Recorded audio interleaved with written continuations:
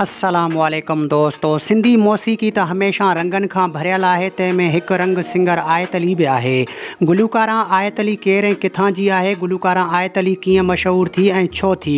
तफ़सीली ॻाल्हि ॿोली शुरू करण खां पहिरियां जेकॾहिं तव्हां असांजे यूट्यूब चैनल ते नवां आया आहियो त महिरबानी करे असांजे यूट्यूब चैनल खे सब्सक्राइब करे घंटी जे बटन ते क्लिक करे ऐं नोटिफिकेशन ऑल करे छॾींदा।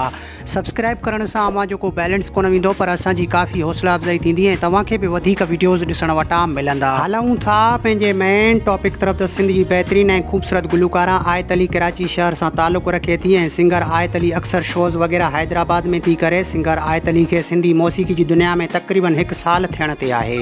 सिंगर आयत अली एसआर प्रोडक्शन में हिकु एल्बम करण खां पोइ केतिरा ई सिंगल गीत करे चुकी आहे। सिंगर हुजण सां गॾोगॾु हिकु मॉडल बि आहे ऐं टिकटॉकर बि आहे। सिंगर आयत अली इरशाद जागरानी ऐं चाहत फ़तेह अली ख़ान खे बेसुरो शाइर ऐं फ़नकार सम्झे थी। मुस्तक़बिल में हू मुमताज़ मौलाई सां डुइट गीत करणु चाहे थी। सिंगर आयत अली कंहिं खां बि गुलूकारी जी सिख्या न वरिती। संदन सखीरानी बिरादरी सां ताल्लुक़ रखे थी ऐं शादीशुदा बि नाहे। सिंगर आयत अली जी उमिरि अटकल 30 साल आहे। घणे क़दुरु हू मुमताज़ मौलाई जे आस पास ई रहे थी ऐं उन जे ई गीतनि ते मॉडलिंग बि करे थी।